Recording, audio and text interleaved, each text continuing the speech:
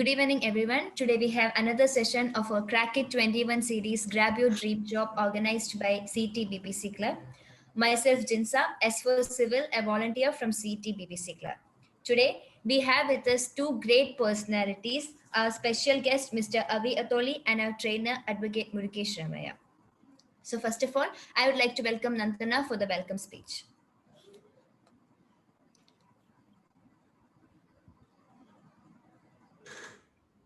Good evening, everyone. My pleasure to welcome all of you to Crack It 21 Grab Your Dream Job, organized by CET BBC Club. First of all, I would welcome today's special guest, Mr.AVI Atholi. He's a 99 pass out in Applied Electronics and Instrumentation from CET. I also welcome today's trainer, Advocate Murugesh Ramaiah, who is also an alumnus of CET and well known among all of us. Now, I welcome the faculty members, Anjan sir and Jayasri ma'am, and also the alumni members, Riju sir, Murugesh sir, Satish sir, and Priya ma'am, who have been constantly guiding us throughout the process. I also welcome BBC volunteers who have been a great support to make this event a success. Last but not the least, I extend a warm welcome to all the students present here. Thank you. Thank you, Nandana. So our special guest, Mr.AVI Atholi, an alumnus of CET 99 batch Applied Electronics and Instrumentation, has more than 18 years of banking and consulting experience and has taken an increasingly influential role in finance, risk and data, leading to currently being the Vice President of Data. He has been teaching economics and strategy for more than 8 years at local university MBA program. He also has 9+ years of ongoing service to the community, currently serving on the board United Way of Midlands, a local charity organization. Now, I would like to hand over the session to Avi sir. Sir, please. All right. Somebody confirm you can hear me. Okay, you can hear me? Yes, sir, you're audible. Yeah, Raju, somebody? Yeah, go ahead. Yep. All right. First of all, thank you, Raju, Priya, and others who are organizing this. I think it's a really good thing that you guys are doing. It's been a week since I think Priya told me about a session like this, and I've been thinking about what might be most beneficial, what might be most practical for the students here. So that's the whole goal. I'm trying to make it as practical and beneficial for you within the 20-25 minutes I have here. Before that, I hope everybody's staying safe and healthy in these unprecedented tough times. I hope all of you are doing okay. So just some background, my understanding of who is in this room, I wanted to make sure I'm correct here. You are either S6 students, maybe some S7, but first year MCA, first year MBA students, correct? That is the right assessment, right? Okay. Good. And then you are participating in a series of events that's been going on for the last month or so, and I am somewhere in the middle of that, correct? That's also right? This is a part of a program, right?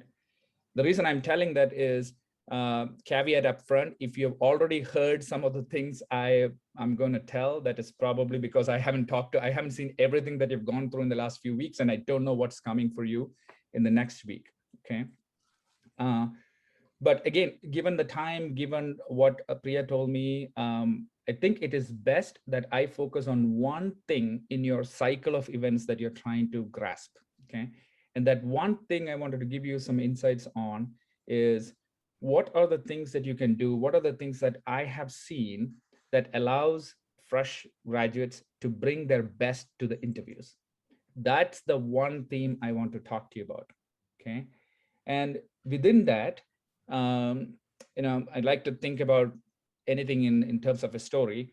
So if the interview process is a story itself, you can break it. I'm going to break it down into 3 components: the exposition, which is the background of the character, the middle part, and the end. Okay, so I'm going to talk to you about the interview as a beginning, a middle, and an end. Sounds good?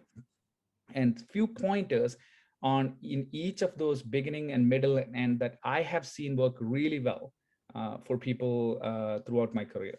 Okay, that's what I want to give you. Hopefully that sounds good. Now, some context for you.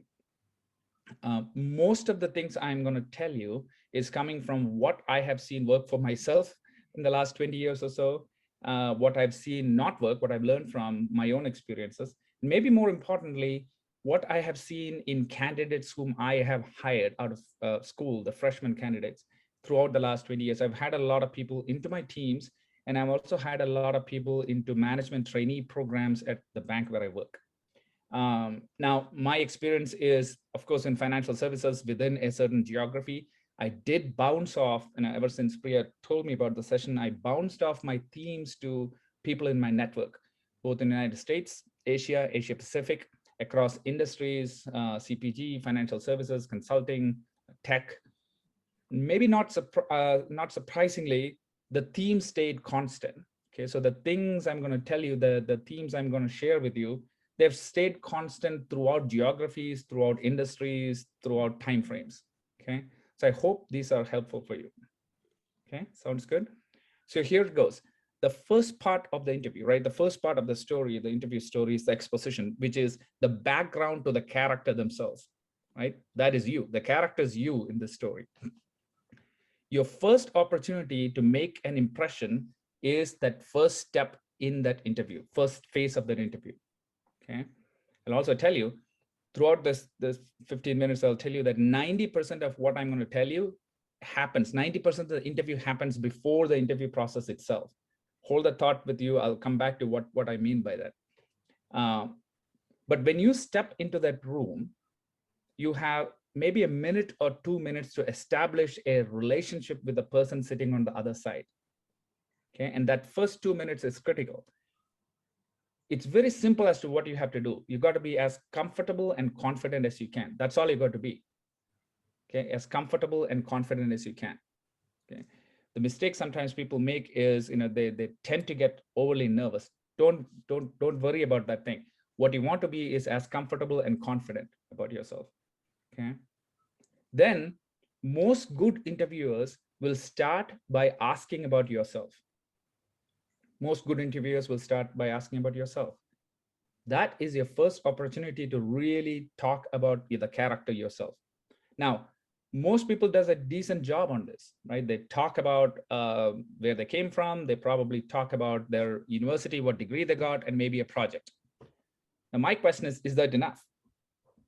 If you want to stand out, maybe that is not enough.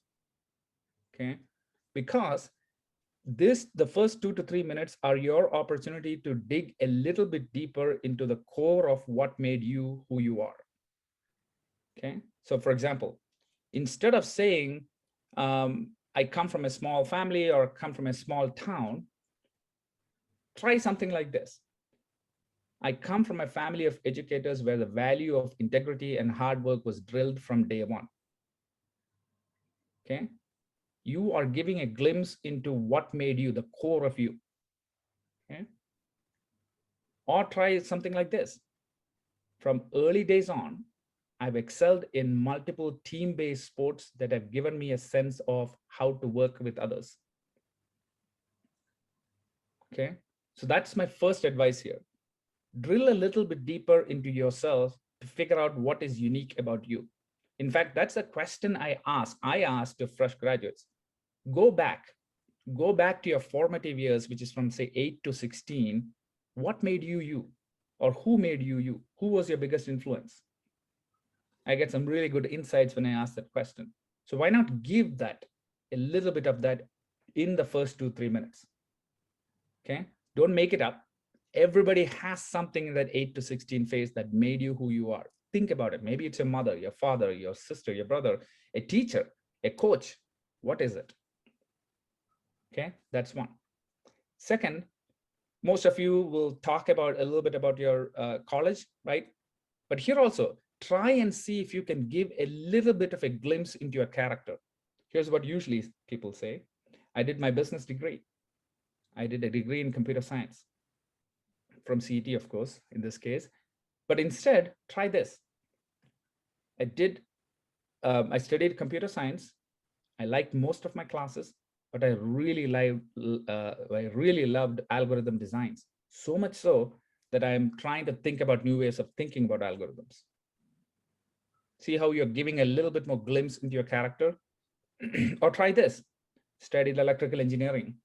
I liked several classes, didn't like some of the classes.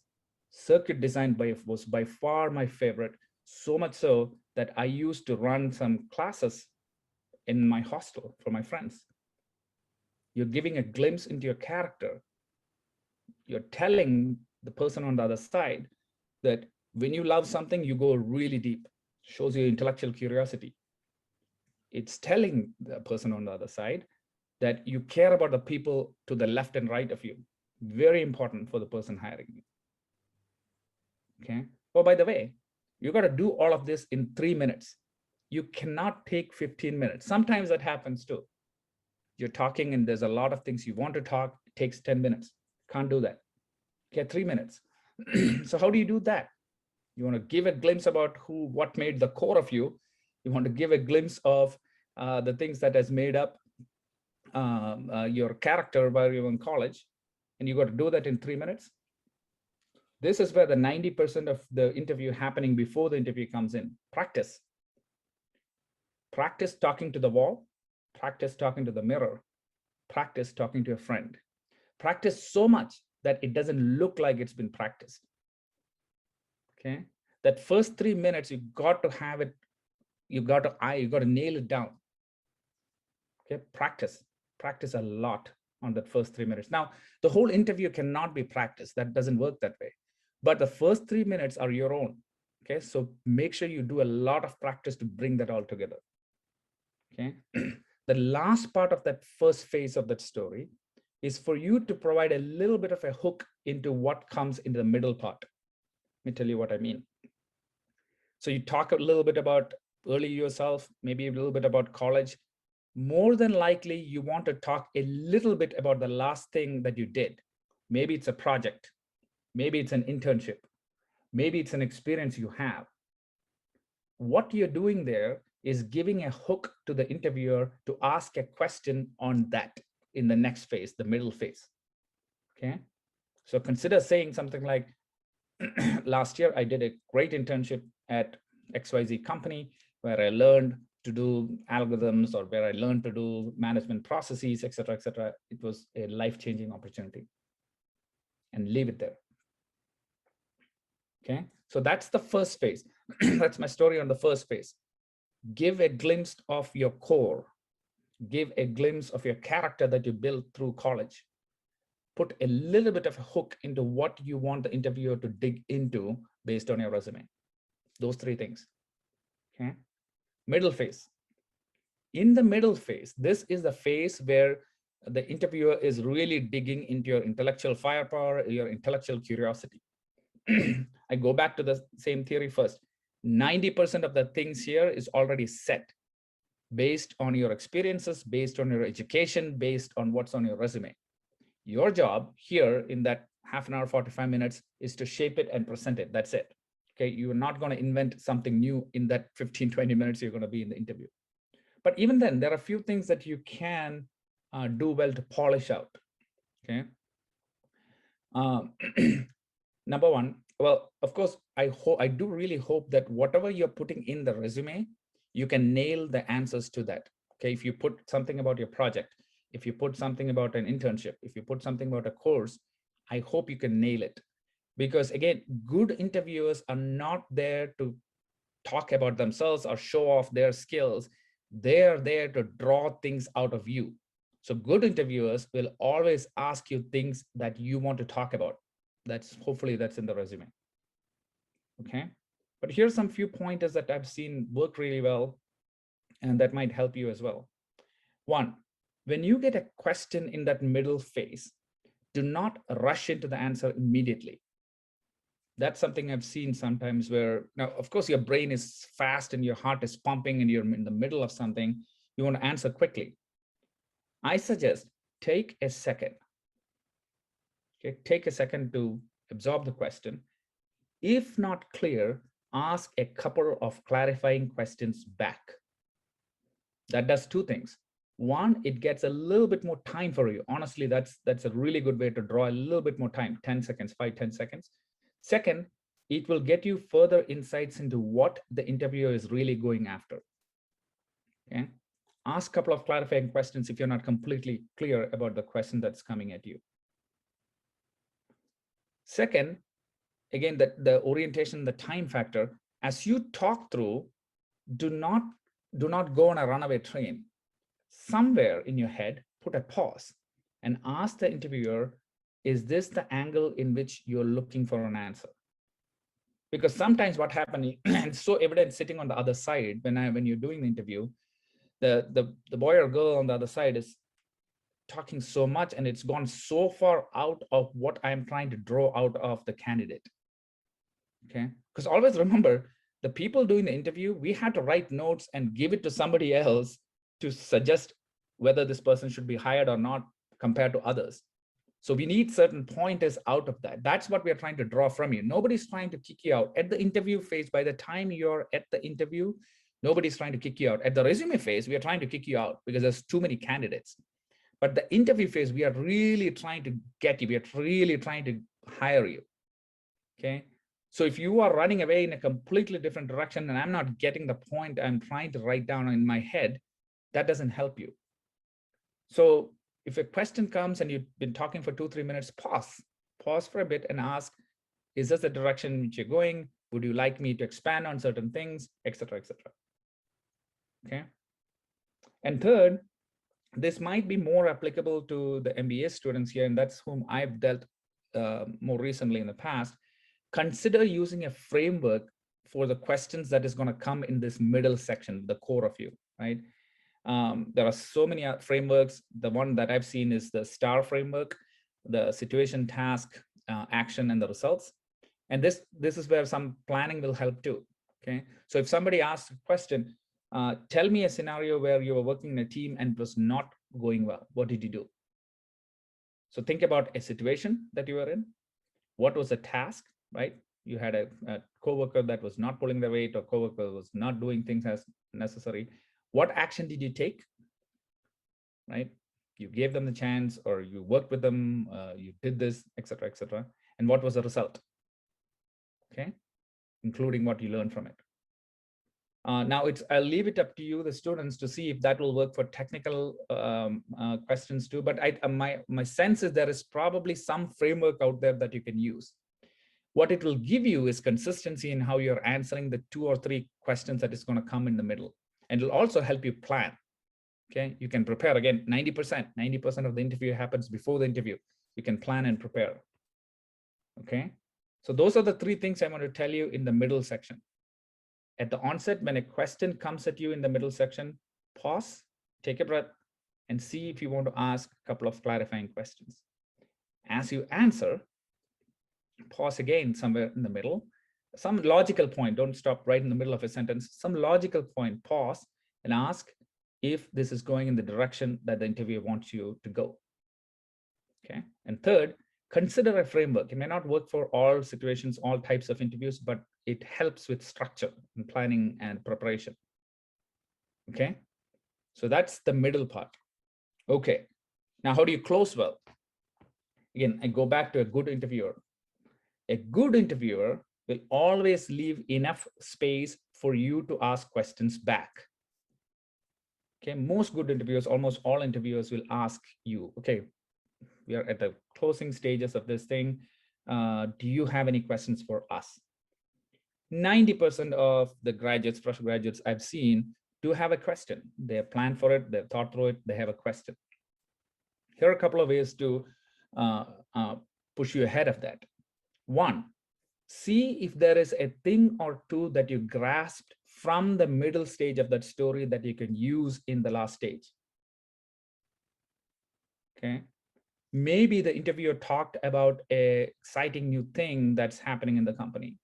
Maybe the interviewer talked about what is important for a fresh graduate in that company. Maybe the interviewer was talking about that to say, we've seen in the last few years that new candidates are really good at this and we expect that to continue. Dig a little bit deeper.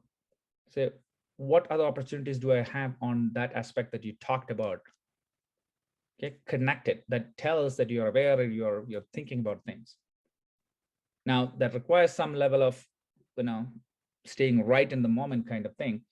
If you don't have that, absolutely prepare a question beforehand. Okay, most people, that's what most people do. Again, the 90% of the interview comes before thing. I hope all of you are able to do some research on the company that is coming to interview you. These days, you can research on LinkedIn on the person who is interviewing you as well. You will get some really good insights into that person. So craft your question. If you're planning a question beforehand, craft something based on all of that. Maybe you saw that the person who is coming for the interview had a very alternate kind of path through the company. Ask that question. And maybe more importantly, ask a follow-up question. That is important when you're asking a pre-planned question. Ask a follow-up question based on what they're telling you. Makes it into a conversation. Okay. And of course, when you close, thank them. A very simple thank you. Don't have to extend it. Don't have to make it huge. Thank you for the opportunity. Okay. So that's the 3 stage of my stories. I'm just going to give you a summary of this thing. In the initial phase, the beginning phase, 3 things. Give them an insight into you, what made you, you, the core of you. Give them an insight into your character that you built while you were in college. Give them a little bit of a hook on what you want them to ask by talking about the most important initiative or project that you did at the very end, in the initial phase. The middle phase, slow down. That's the most important thing in the middle phase. Slow down, take a breath, ask clarifying questions. As you talk through, pause and figure out if you're going in the right direction. Consider a framework that will help you structure and plan the answers. In the end phase, see if you can link a question from what you talked about in that middle phase. If not, pre-plan a question, but make it into a conversation. Ask a question back to them based on what they're telling you. Okay, and of course, thank them. Those are the things I want to give you as part of what, if you do these 3 things in these 3 phases, my sense is you would have done better than 80–90% of the people who are interviewing. Okay. Before I finish, let me offer one, you didn't ask for this, let me offer one piece of advice as well for all of you who are out there. Even after me telling all of these things about interviews and how you can really ace an interview, I am yet to see an interview becoming a good precursor on how you will do in your career. And I mean that in all the good ways. No one event should ever determine how you do well in your life, in your career. I'm not saying that things you're doing now are not important. They're very important. Even starting from the degree you're getting. The degree you're getting is important. So is the things that you're doing in this month, right? Planning for all of these things. Those are necessary. Planning for interview, those are necessary. Getting a job, that's necessary. But for me, the most sufficient thing, the necessary and sufficient thing, that is a precursor for how well you will do, say, 2 decades from now, is one single fact. And that factor is your ability and willingness to tell yourself that no matter what, you're going to learn and grow from every situation that you're in. That to me is the one agreement, one interview that you have to give yourself and convince yourself, because that gives you the license to take the fear of failure out of it. Even in the interview process, even in the process that you're going through now, if you have the fear, convince yourself that you will learn and grow from this process. Takes out the fear. Tomorrow you're going to try a different job. Take the fear out by telling you will learn and grow. No matter what the outcome is, take the outcome out of it and tell yourself you will learn and grow from it. It gives you the license to do different things, take different paths. Maybe you don't want to go into a job right now. Maybe you want to do a higher education. Maybe you want to do something very unconventional. That's okay. But convince yourself that you will learn and grow from it. Okay, that to me has been the precursor for a successful career 2 decades down. And you can start from the interview process itself. If you don't get what you're looking for, learn and grow, learn from it. Don't ever be static, learn from it and grow from it, okay? So in fact, my hope for you, my wish for you is not the best of luck. My hope for you and my honest wish for you is that throughout your life, throughout your career, You have the level-headedness during times when life agrees with you to learn and grow, and the tenacity during times when life doesn't agree with you to learn and grow. Thank you. I'll have it back to Raju, or Priya, who's taking over. Hey, Avi, thank you, Avi. I think the students are taking over. Our role is just to guide them. That's it. Okay, sure. Who's? Yeah, they will take care. Okay. Thank you, sir. To continue. Okay. So now I request Arjun to moderate the question and answer session. Arjun, please. Good evening, sir. Good evening, all. Well, what a fine speech we had from Mr.AVI Atholli. Thank you very much, sir. All will be anxious to get your doubts cleared. Well, friends, feel free to put your questions in the chat box or feel free to unmute and ask. So here I am with the first question, sir. When we are asked about a strengths, we easily answer it. But how to answer weakness?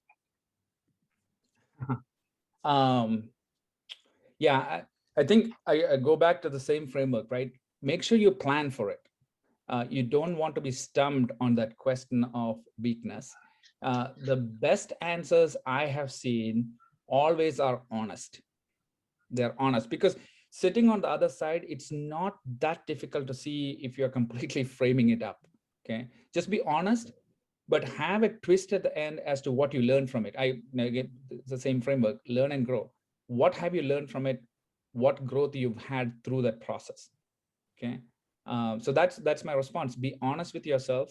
Tell them what was the situation, was task, and what came out, and what you learned, and how you learned and grew from it. Thank you, sir. So the second question is, what if I ask a question to the interviewing panel? Is it good or is it bad? I would think Say that again. If I ask a question to the interviewing panel, is it good or bad? It's always good. It's always good. So here's one additional thought. If you have a panel, one of the things I advise people, to students or fresh graduates, to do is write their name up front. Okay, when you take it, I'm sure you'll take a pen and paper with you. When their panel is introducing yourself, write their names, draw an arc or something and write their names. And when you're asking questions, use their name. Makes a difference. Okay, and then ask questions that are probably specific for them. So if you have somebody who's from a particular wing of an analytics, or somebody who's doing machine learning, for example, and you want to ask a question there, you ask that question. Hey, Avi, I see that you have done a lot of things in machine learning. Can I ask you this? Right? That kind of thing. But absolutely, asking questions does two things. It again gives a glimpse into how you think, and it shows that you're conversational. It's very important to show that you're conversational. Thank you, sir.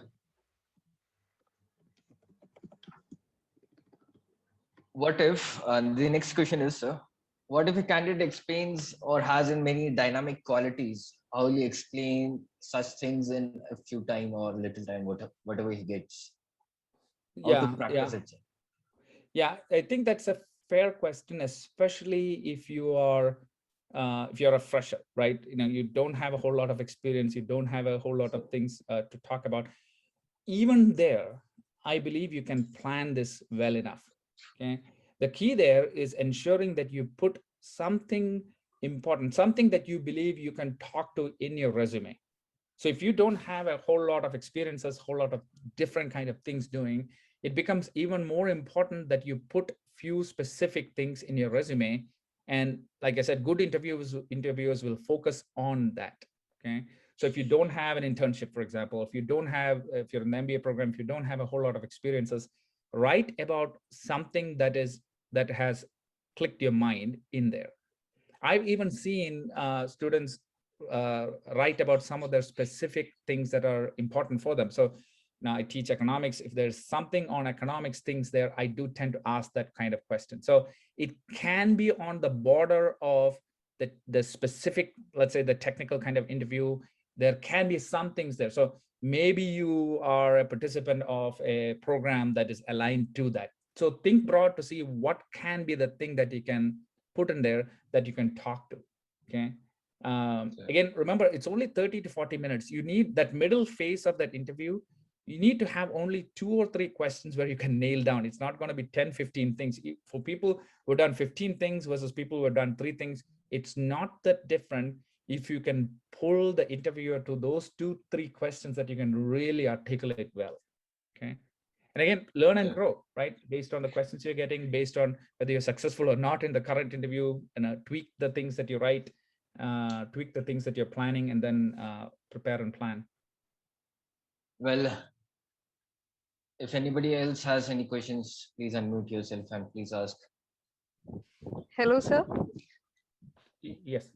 Sir, this is Revati Chandran, and I'm doing my MBA in CET SOM. And I do have some work experience as well. So like you mentioned that you have been quite recently hiring MBA grads.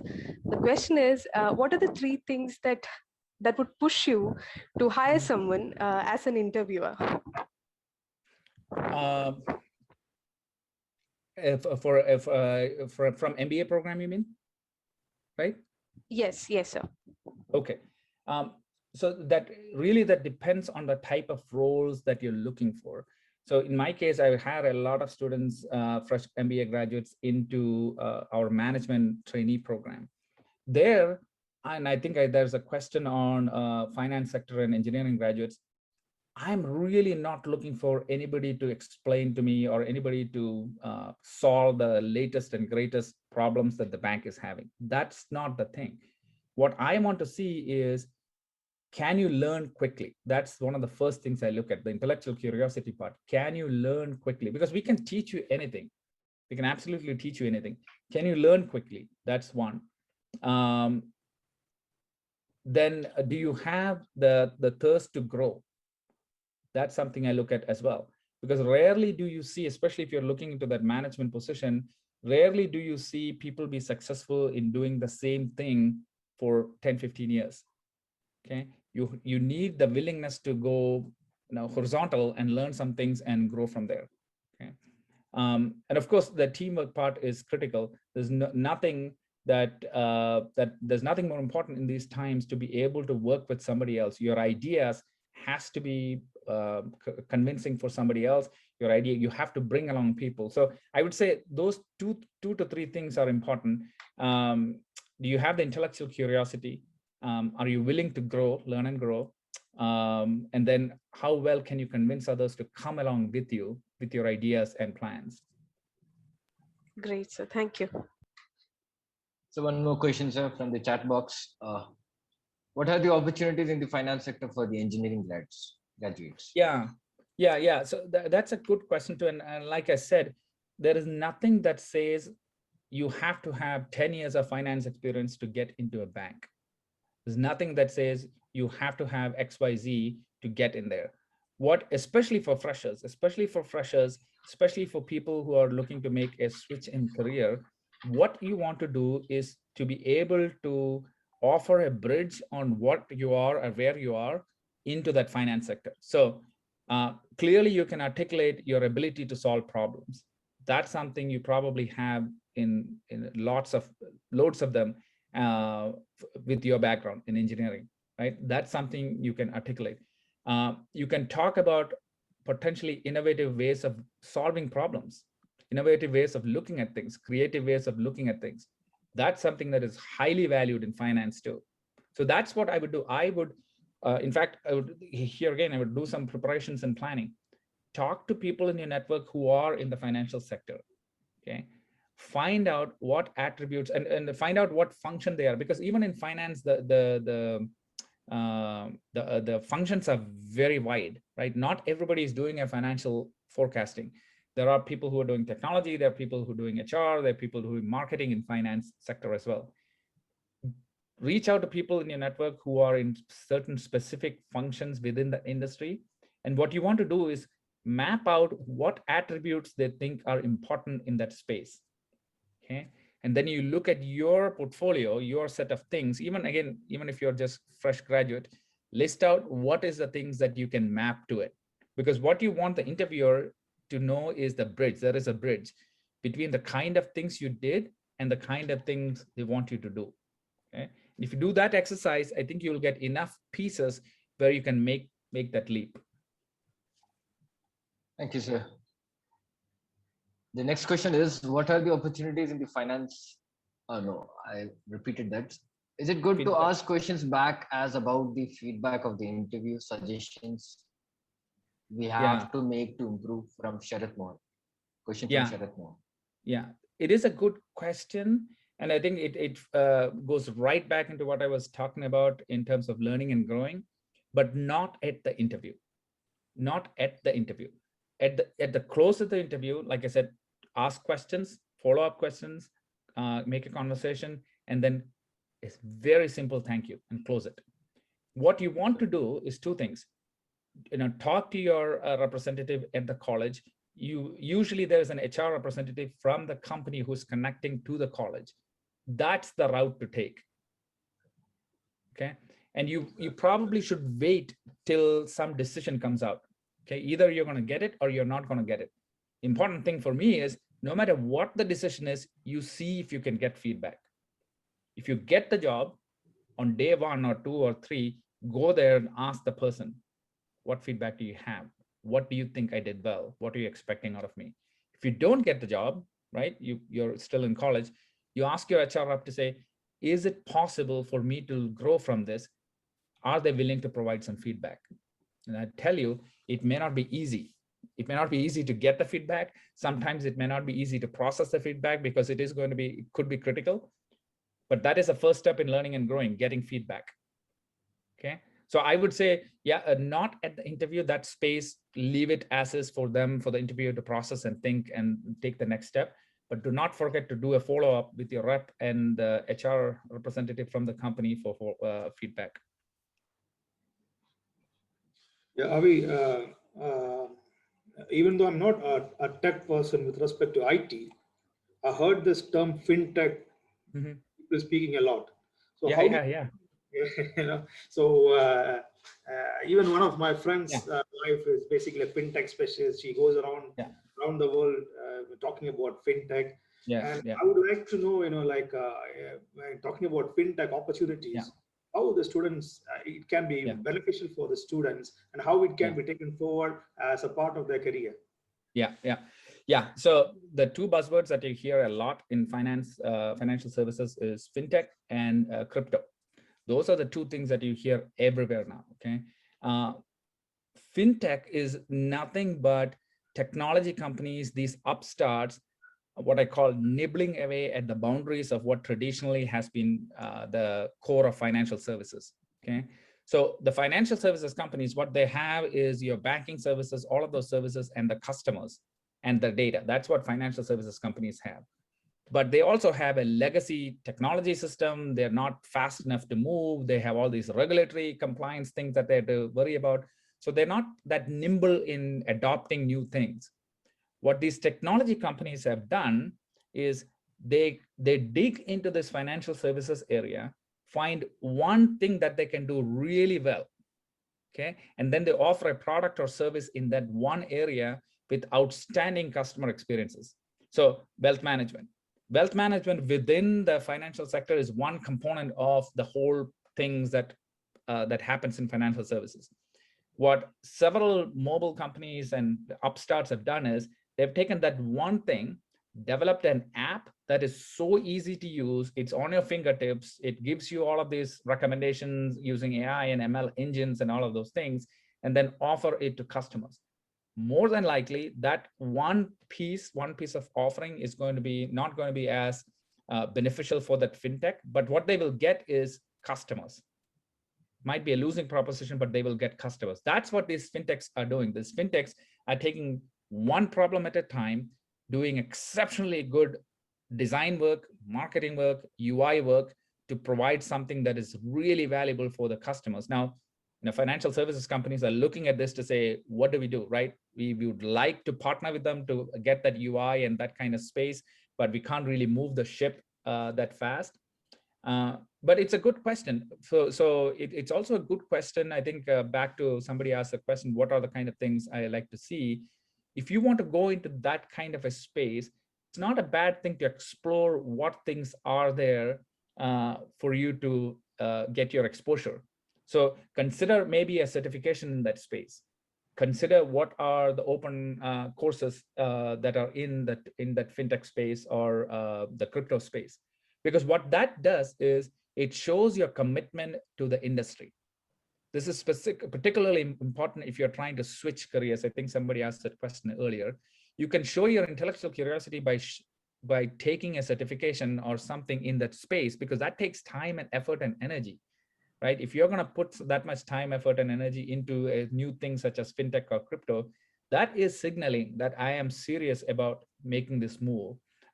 This is not a passing thing for me. I'm committed to this industry. Okay. So fintech, sorry, Raju, went all over the place. Fintech is nothing. They take one particular piece of what the financial services offer and package it into really good user experience, really good capabilities, and offer it on a standalone basis. Okay, Ravi, thank you. I just want to add one more thing along to that question, because students will be more interested. What kind of courses students can take on data science, AI, ML, so that they can enhance their career? Yeah. So like I said, do your research. I think it is not a bad thing to talk to your network and people who are in finance or financial services to see what are the themes that are emerging. If you talk to me or if you talk to people in the space, that's what they will tell. There's a lot of fintech activity. There's a lot of crypto. There's a lot of data science activity, AI, ML kind of activities. Okay. If possible, the best mechanism is to find out from the people in the industry as to what will get you the foot on the door, because there are so many choices. I mean, if you ask me about AI, ML, what I will tell you is, yes, take some very specific, and I can share some things with Priya later on, take some specific open university courses that will give you an overarching grasp of things, right? It may not be as beneficial to learn one particular language as opposed to a technology or a methodology, right? The methodology of machine learning might be much more better than, say, Tableau or one particular technology. So talk to people in the industry, look at what are the open courses that are available in these areas. And also I would also look at top universities. What kind of things are they offering? And you don't have to go to all of those universities immediately. You might be able to know what is critical, because those universities are getting feedback from the industry. Okay. So if you look at the top universities, AI, ML, master's program that they're all crafting, you will see some themes. If you look at 2 or 3 top universities, you will see certain themes. And then as a starting point, you could see if something similar is available in an open university program. Okay. Thank you. I think Unnimaya has got one question. I have a question for you. Like in many interviews, there's always this thing that, do you have experience? Or we are looking for people with 1 or 2 years experience. And whatever the circumstances, a candidate might not have this relevant experience, or whatever the circumstances be. So how does one tackle that? That is a tough one. Again, I hope that good interviewers know the need of the role and don't ask for certain experiences that you don't have. Now, if you are in a situation, I think how I want to twist that question is, it is possible that you're competing with people that have experience. Okay. In that scenario, you again want to offer something that you bring to the table. So if you're a fresher, right? You are a fresher, you're coming out of school, you don't have the experience, the 2-year, 3-year experience that sometimes your competition has. But what you do bring to the table is a fresh perspective on things. Okay, you're not bogged down by years of working in corporate or years of looking at the same technology. You maybe have the latest certification that is critical for the company. Okay, you have a different way of looking at things. Those are the kind of things you want to articulate if that's the case. It can be very tough if the interviewer says, okay, I'm looking, well, nobody will tell it, but it can be hard if the interviewer is looking for 2 years and you don't have that. If you know you're competing against that, you can bring out certain aspects that are unique for you. That's the best I can tell you. Because how I see it is that from 2020, 21, 22, and hopefully everyone gets to attend a live interview on 23. So it's like 3 years competing together for the same post. So how does one stand apart? Yeah, no, that's fair. Fair. So we have a question from Undimaya, sir. Okay. What are the courses or skills that would make you stand out from others in the finance sector for an MBA graduate? I think Undimaya would like to ask that question directly to Avi. Can she please allow her to ask? Yeah, sure.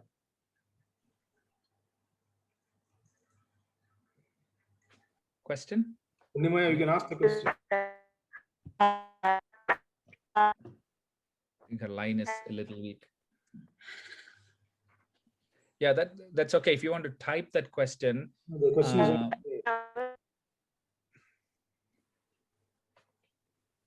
yeah, the line is a little weak.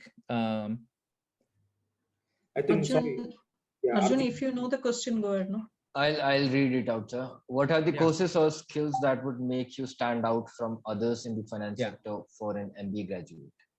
Yeah. So I think I see that question here.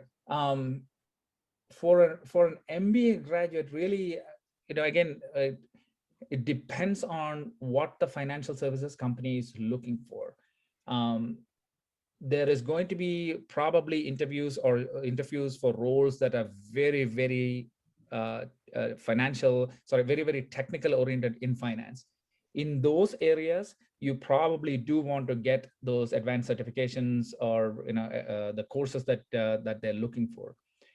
But for what I've seen is the vast majority of the financial services that hire MBA graduates, they're looking for really good people who can come in and solve the problems of tomorrow. They simply don't know the problems that is going to happen. Okay. So what you want to show them is your ability and willingness to solve problems for tomorrow. Okay. One of the ways to do that is to, again, show them, was there a creative way in which you have solved certain problems? Was there certain areas where you took initiatives to take on things that were unknown or hard to take on? And maybe also importantly, have an opinion. That is something I always tell people that especially for MBA graduates to stand out. You are more than likely, you're in a path to manage people, you're to lead people, you have to have an opinion on things, okay? So if I'm hiring you and if I'm asking you, if you're trying to get in the financial sector, I'm asking you, what do you think about the budget deficit? Okay, or what do you think about the financial situation in India or the economic situation in India? What do you think about the policies? Have an opinion. That is important as a general concept. Okay, whether it's completely true or not, that's beside the point, but you need to have an opinion on most things that are happening in the current space. Okay. Thank you very much. I will acknowledge. Okay. I have maybe 5 more minutes. I think there's time that we can wind off, Avi, because we have our trainer, Mr. Murugesh Ramaiah, waiting. Let it continue. I'm so sorry. I did ask Mr. Murugesh. I'm sorry. I did ask Priya to cut me off if I'm running over time. So yeah, I apologize. No, it was very interesting that like people have to hold on to it. Okay. We have one more question on this. Yes. When you said you have to be aware and you have to have an opinion, what if you is it necessary to sound apolitical, or if you ask about the economic situation of India, like I would have the opinion that it is completely in shambles and it's mismanaged, but would it sound apolitical, or is it better to steer away from that? Yeah, I would. I would highly recommend you stay away from politics in that environment. But there is an economic way. There is a way in which you can express your opinion without being political. Okay, you can talk about, here's what I see in these economic policy terms. Okay, I see that there has been less emphasis on industrialization versus jobs for the poorest. Right? You can articulate your principles. You can articulate your point of view without being political. But absolutely, yeah, stay away from politics in those scenarios. Your job, again, think about this, right? Always remember that the person interviewing you have to explain you to somebody else. More than likely, the person interviewing you have to talk in a group setting and say, okay, what did I think about Raju, or what did I think about Avi? What you don't want is even one shred that says, there was a political leaning, or there was this. What you always want is the best intent in that scenario where people are talking about you. The decisions are being made. Most decisions are going to be made without you in the room, right? That's something you got to remember. What you want them to be remembering is your ability to articulate things, your curiosity, your fit for the role, all of those things. Okay. So yeah, so if you think about it from that perspective, somebody has to explain you to somebody else. I think you'll be okay. Thank you very much, sir. Okay. Thank you so much. Reach out if there are questions, thoughts. I'm on LinkedIn and other the social media as well. Thank you, Priya. Sure. Thank you, Raju. Thank you, everyone in CET program as well. Let's Avi, wait for 1 second. Let's hand it over to Jinsa. Yeah. Sorry. Yes. Okay. Thank you, sir. Thank you, Arjun. So now I would like to invite Advocate Murugesh Ramaiah, sir, our trainer. That was an awesome session, Avi. Sure, thank you. Like I said, it's a brilliant session. So let me tell you what I am supposed to do here. After having great sessions back to back with Krishna Kumar, both Krishna Kumars, and Mr. Ravi, my job is being told by the organizers that to do a quick recap on what we have done in the last couple of sessions. We started off with the resume making session. Then we said what should be there in the resume, what is not there in the resume. Then we went to the aptitude tests. Actually, it was a heavy session for 2 days, which gave people great insights, amazing insights into the 20 or 25 different models of aptitude tests, which are conducted by various organizations across India. Then we had an interview etiquette session taken by Mr. Krishna Kumar, which was awesome. And then we have today's session. So my objective is to first not give any more thoughts on what has already happened. My objective is to primarily understand, get feedback from everybody who's present here, and clarify any doubts, if any, in any one of these 3 sessions or any other questions you may have, because we are moving to the last part of the training program, which is group discussions for 2 days and interview handling skills for 2 days. So it's better that we clarify all the doubts at this stage. That is, first is, have you made your resume, number 1? In case, do you have any doubts in making your resume? Do you have any queries as regards your aptitude test?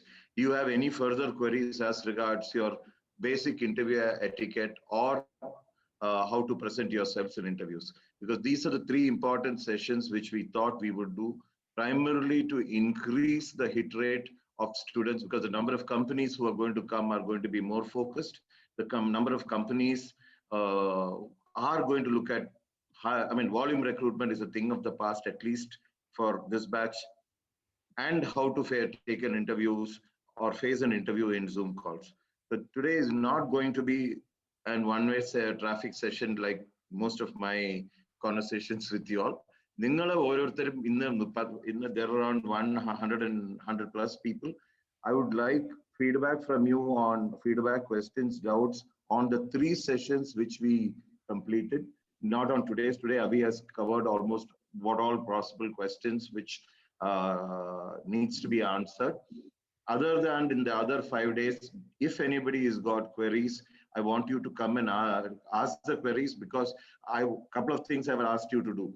One is create your LinkedIn profile. There are a couple of people who have requested my addition to my as friends.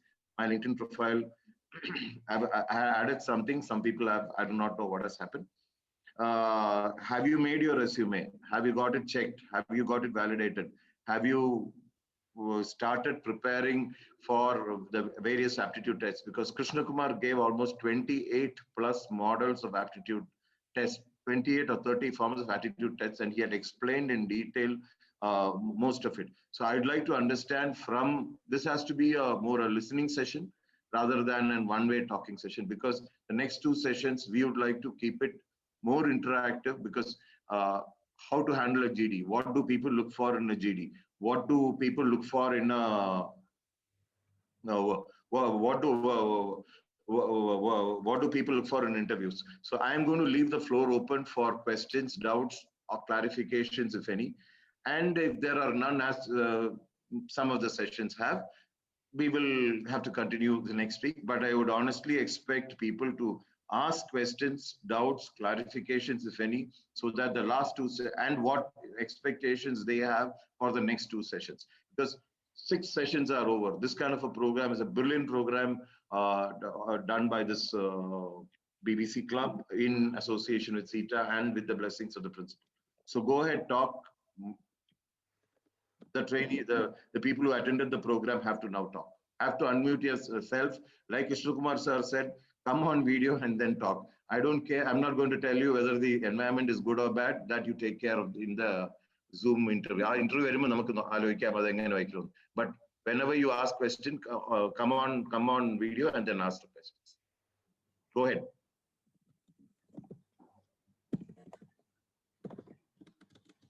I'm waiting.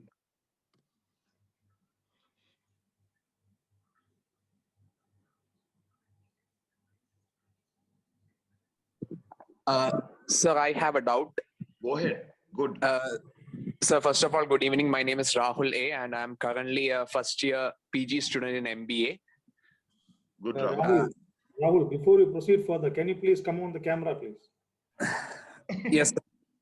Please. That's why that's what the entire BBC is for. Be bold and confident. Okay, sir. Okay.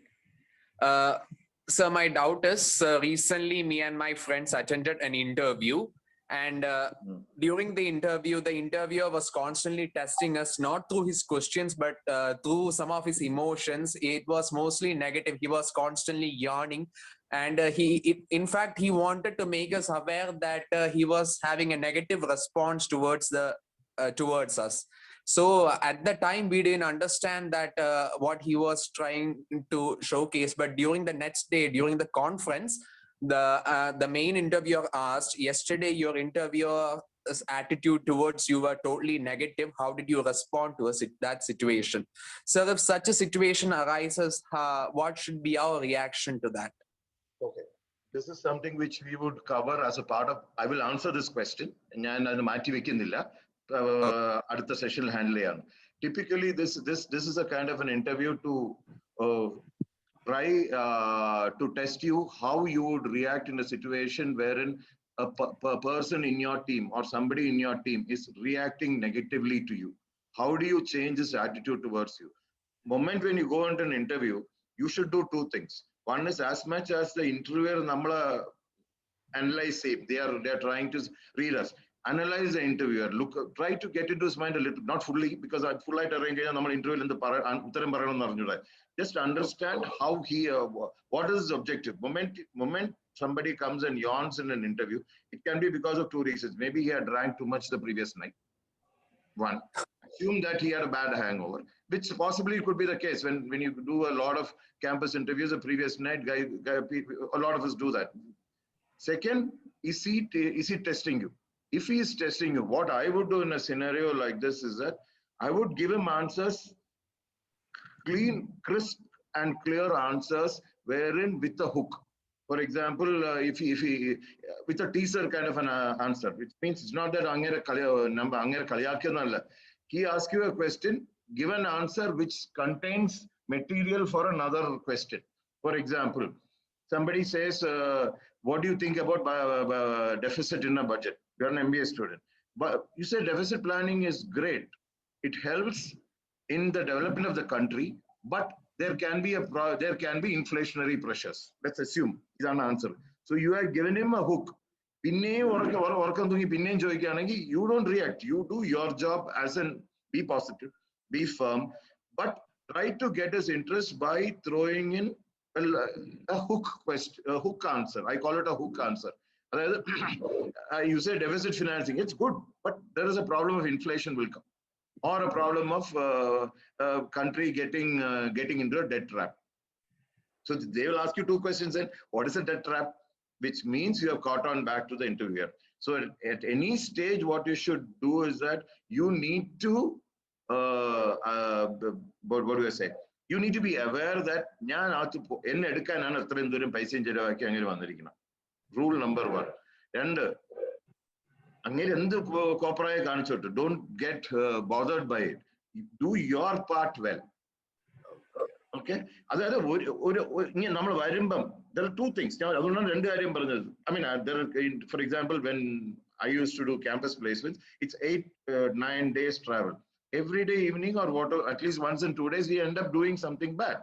So the next day that reflects in the first couple of people who come in front of us. It's a regular sambhavana. I'm just telling you what happens. What do you expect us to do? 8 days interviewing 800 people. Obviously, you need a pressure release. Right? I'm not saying it's right or wrong, but I'm saying it could be an interview technique. There are various forms of interviews which we will cover as a part of the interview handling.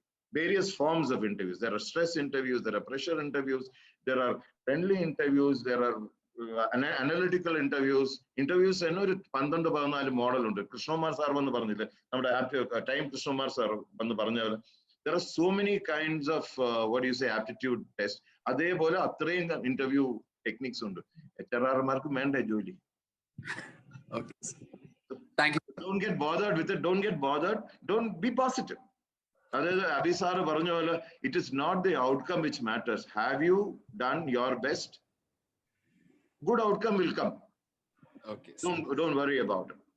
Okay. By the way, have you finished your LinkedIn profile? Yes, sir.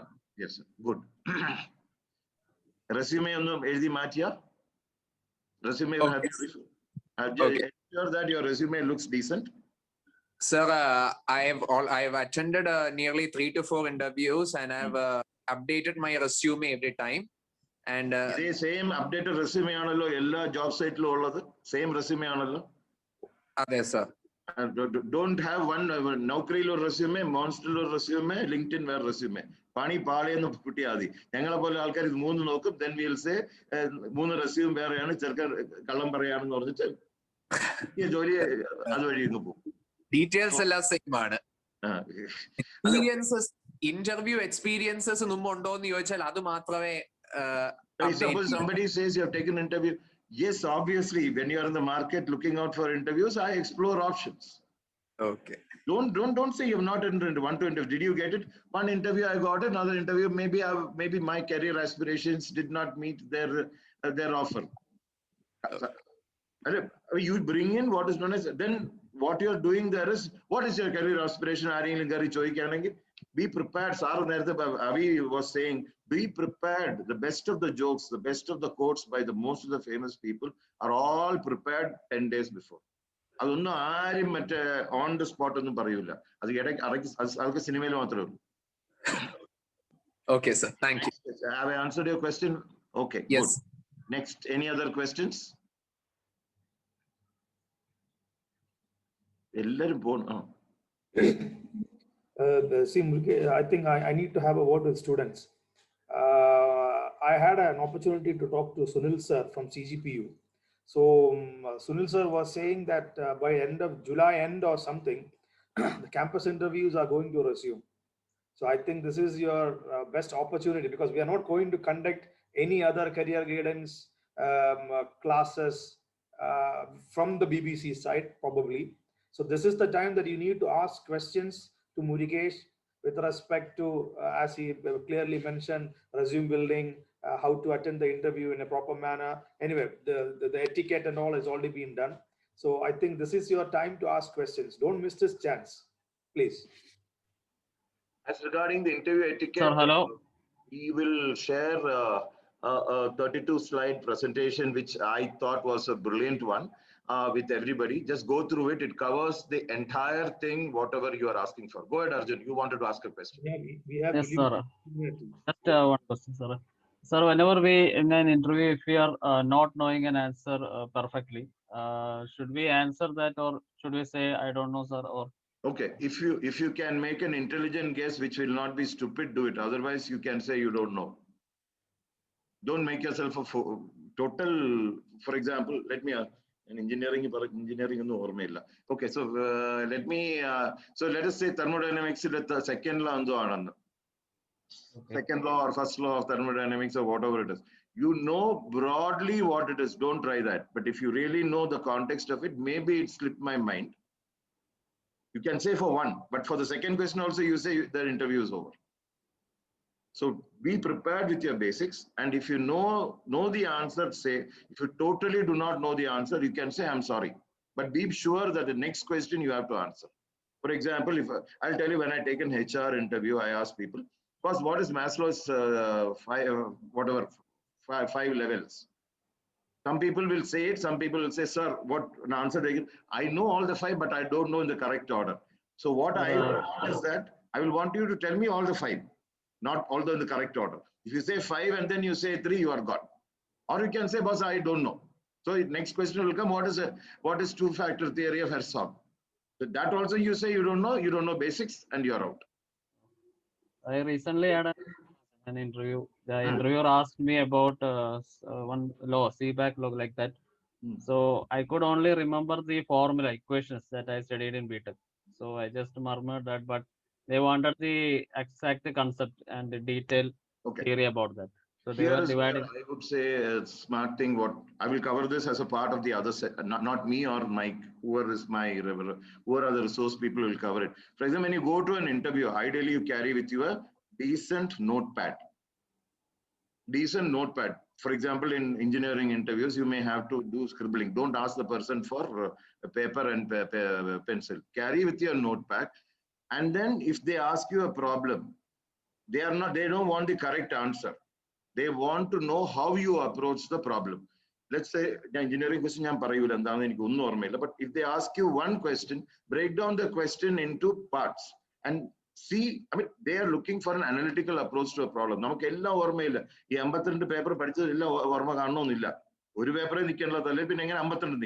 point is, don't go there. So you break it down and answer. I would like to know what is your approach to answering a question. Not that I want to know your answer.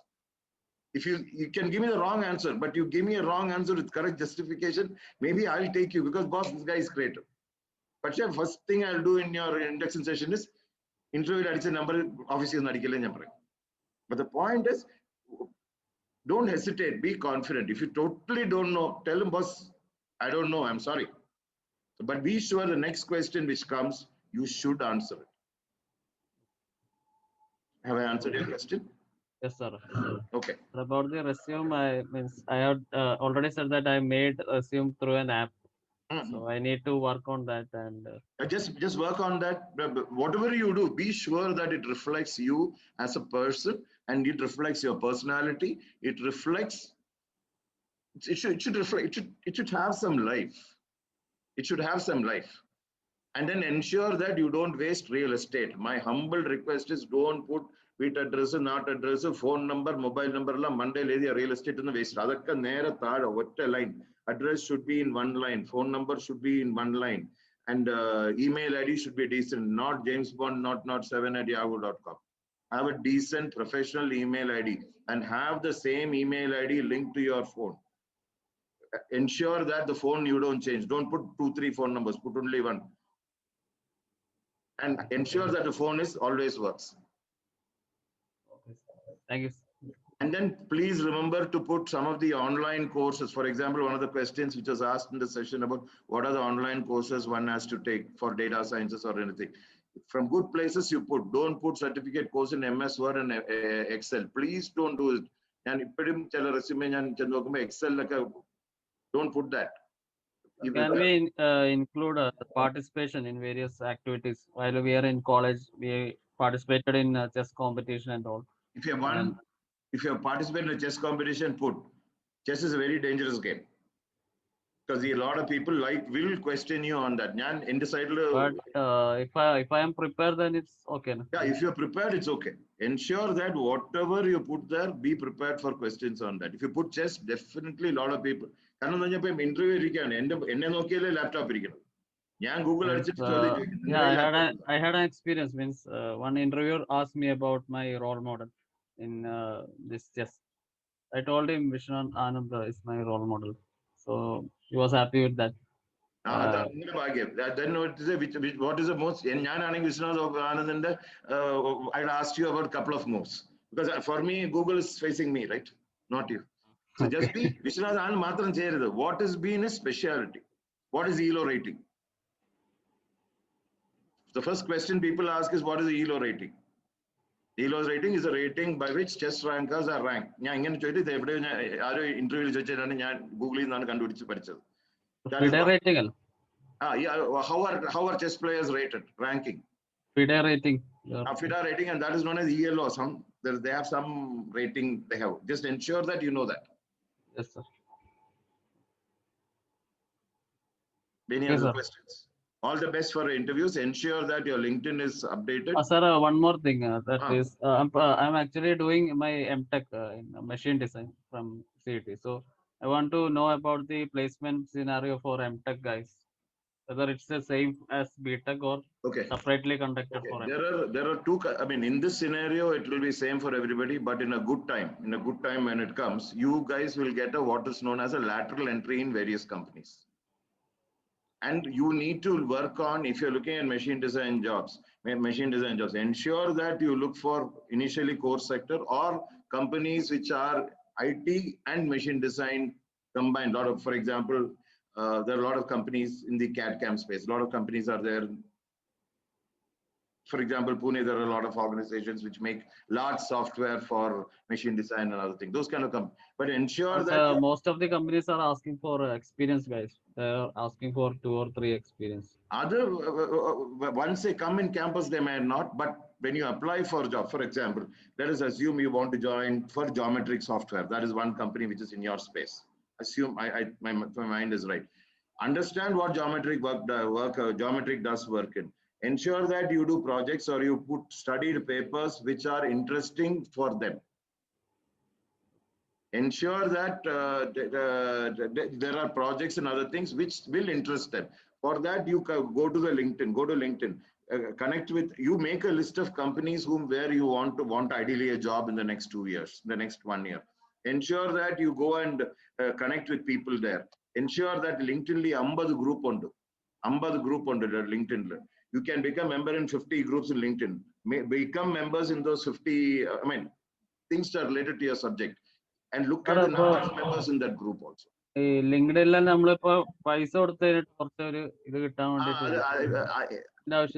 It is useful, but not now. Do it 6 months before your course ends. Okay, just after the course. Yeah, just before. And one thing which I just want to check with you is, for the current sessions, for the upcoming sessions, GD and interviews, any suggestions for us as resource people? GD, what do you want us to cover? നമുക്കൊരു trial session നടത്തുകയാണെങ്കിൽ കുറച്ചും കൂടി effective ആയിരിക്കും. ഇപ്പൊ GD ആണ് ഒരു topic കുറച്ച് പേർക്ക് കൊടുത്തിട്ട് ഓൺലൈനിൽ തന്നെ നമുക്ക് ഡിബേറ്റ് പോലെ അങ്ങനെ എന്തെങ്കിലും നടത്തുകയാണെങ്കിൽ നമുക്കൊരു എക്സ്പീരിയൻസ് ആവും, ഒരു റിയൽ ടൈം എക്സ്പീരിയൻസ് ആവും.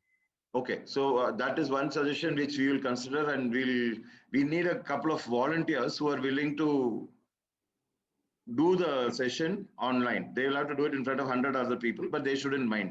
With a drama in the experience in the we can always conduct it. Because my biggest problem has been always volunteers to if there are people, we can do it, and I would really love doing it.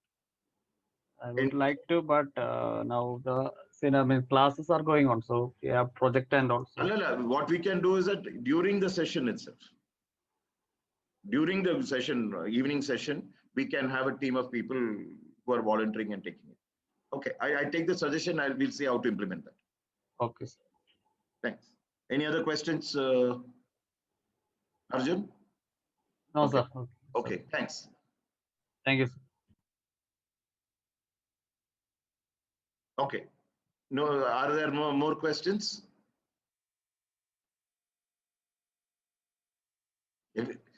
Hello. Hello. Yeah, go ahead, Jason. Sir, since we are talking about people like students getting placed and all, like, do you have an advice for the ones who won't be placed actually from CET itself? Well, something positive. I will talk about myself. That's the best example. Yeah. വലിയ മാർക്കൊന്നും ഇല്ലായിരുന്നു സീറ്റിൽ നിന്ന് പാസ്സായപ്പോൾ for very obvious reasons. So I had to make a career choice. ഞങ്ങളുടെ ടൈമിലുണ്ടായിരുന്ന very little, whatever campus placements were coming, I was not even qualifying with the mark to attend it. മാർക്കുകൾ അത്ര കുറവായിരുന്നു. So that's when I thought, what is it that I want to do? That's when I decided maybe MBA is a good idea. That's one. That's second, to people who are not getting placed. Number one, first is, but trust me, I've been through it. Personally, I've been through it. So I am a good example. I can talk. I'm not preaching.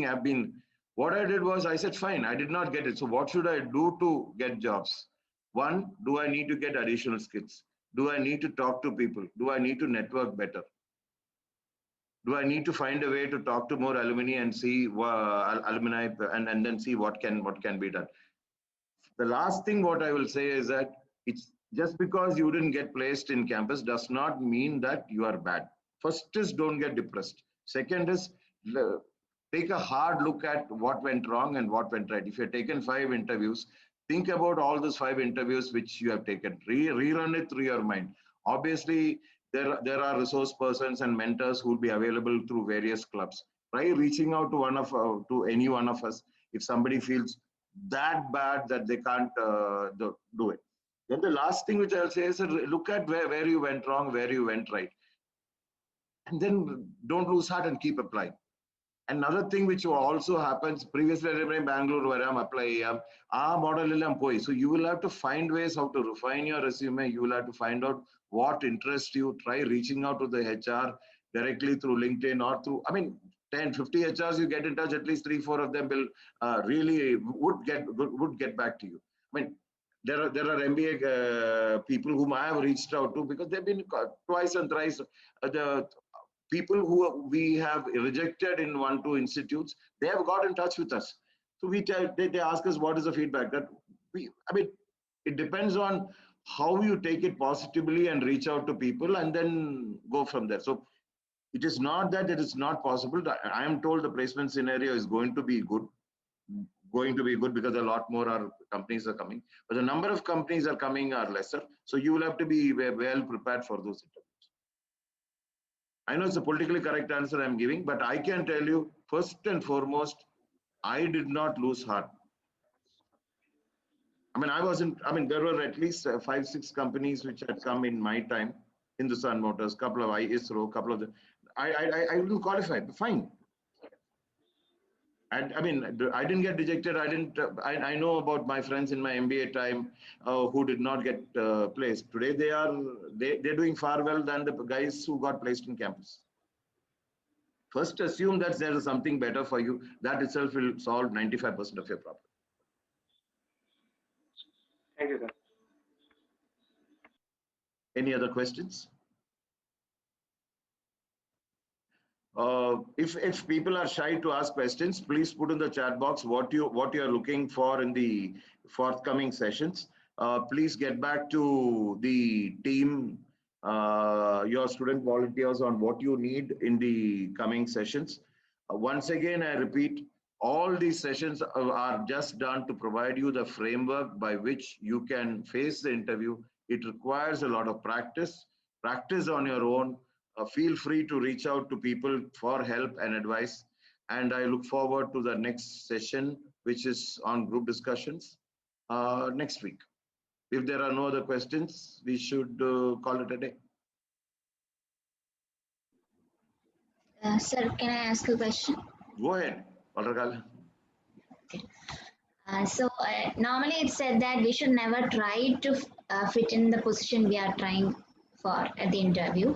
Let them discover what you really are. That's what. How true is that? Is that really true, or should we try to? Should we at least try to suit the position? Okay. What I would do, I'll tell. First, I will try getting a job. In the drama, I may not be true to myself. I want a job in my pocket. Once I have a job in my pocket, then I will explore. That's what I would do, because the market is bad. When you are in Rome, you have to be a Roman. Get my point? Yeah. Times are bad. For example, I'll tell you. I'll tell you with an example. My example, perfect example. I was doing my specializations in my MBA, if I remember right, was marketing and HR. I wanted to get into HR, but there were no HR jobs coming. So I went for the sales job. So the guy asked me, "You're doing HR?" Oh, no, that is an adjunct course. I had to do it. My thing, I have the ability to convince people. So why they should hire me? I told them, and I got hired. But I never was happy doing what I was doing. Ultimately, I came back to what I was doing. But I needed a job to get out of campus, because the market those days, we were the second batch in my institute, and jobs, in a new institute, second batch, what happens? So there are a lot of people are risking. But there are some people who say that the market is good. You can wait for the right job and then decide. So you should have a vision about what are the kind of companies which are coming in, which you will know through your placement team. And if you know that there are placements coming, then take the call. But if you know the market is bad in a co-ed-centric market, you need one job. Fine. A good job you have in your hand. Have the job. Then you experiment. The first 1-2 years of your life, you can experiment. It's my way. But it depends. The theory that you can't fit the job. No job is made perfect for everybody. It's just that the job grows on you. We can write a job description, says 1, 2, 3, 4, these are the things that you want. You get hired because you have the company, like Avi said previously, you are getting hired primarily because the company has got reasonable confidence that you can do the job. And you are joining the company because you have the reasonable confidence in the company that they might give you what you are looking for. This balance is attrition. Tell us to go, or we will tell the company to go. But the point is, today's market is extremely challenging. I would suggest initially get the job. We can then experiment, because going out and competing is tough, because you'll be competing. Today you're competing with 60 people or 100 people. When you go out, you're going to compete with a couple of more zeros added to that 60 or. So it will be difficult to get noticed in the crowd. So you need to do extraordinary things. The struggle, it is tough. I can say you don't lose hope. You can fight, but the fight is tough, but it is winnable. Okay. So one more question. Is it always better to complete your studies at a stretch, like your higher studies and everything, then go for the job? Or after the BTech, can we? Okay. Again, if I say, I did my MBA because I didn't have a choice. Engineering, so I had to do my MBA to have a chance in the job market. There are some people who say that 2 years, 3 years work experience is good when you hire people. There are different. I'll tell you my opinion. If you give the 2 years, 3 years gap after your BTech, let's assume you've given your 3 years gap after your BTech. Ensure that whatever PG you are doing, try for the best. Because what happens is that then tomorrow, certain companies might come and take you at the level of a fresher. Then you'll feel bad. You need to be sure that you gather enough experience to get a lateral placement. If you're a software engineer and you get into a software company into product management, it will be useful. But you are a software engineer for 3 years, then you do your MBA, and then you will be taken in as a management trainee. 3 years of your software experience goes down the tube. Then you will feel bad. No, if I was sitting there, I would have gone to US like my other friends. So whatever decision, these are all intensely personal decisions. You leave that field, and then you're going into a totally another area. I can say with personal examples, I know people who have been working in software companies for 3 years and decided that, hey, this is not what I want to do, then gone to do their MBA. That's a different game altogether. So they're clear that they're willing to give up their 3 years experience. But there are other people who saying that after 3 years doing MBA, I want to get back to software. There are people who want to do that. Then you have to be sure that they take you on a lateral level so that your 3 years of experience comes in. That depends on the placement scenario. That depends on the placement unit, which tells people, boss, these are people with experience. You can't take them as freshers. For example, in my MBA institute where I studied, these days, I mean, last year, companies were told, look, experienced people have to be paid more than the freshers. Only then we'll allow you to come. That's because they have a larger number of companies waiting. If you don't have companies waiting, nobody will take a stance that way. A lot of good MBA schools or MBA schools, engineering MBA schools or PG schools take that stance. But that that's because they have a lot more number of people coming in for interviews. Great. Yeah. Okay. So I suppose there is nothing more. And the group discussion format will be the first day. There will be a session on what are the various kinds of group. I mean, there will be 2 people handling it who will know about it, but it will give you the ability to face through various kinds of group discussions. We will discuss internally in the club and come back to you how to do at least 1 or 2 mock sessions, which will give people an idea on what this is all about. Great. There's nothing more from me. And if there is that, we can call it an early day today.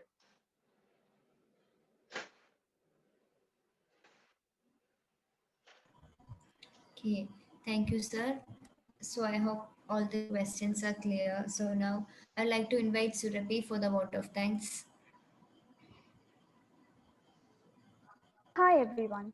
My duty is to thank each of you for being part of today's session. First of all, I would like to thank our guests, Mr. Avi Atholi sir and Mr. Murugesh sir for handling such an insightful session for all of us. We are truly grateful for the valuable time and priceless wisdom you have shared with us, sir.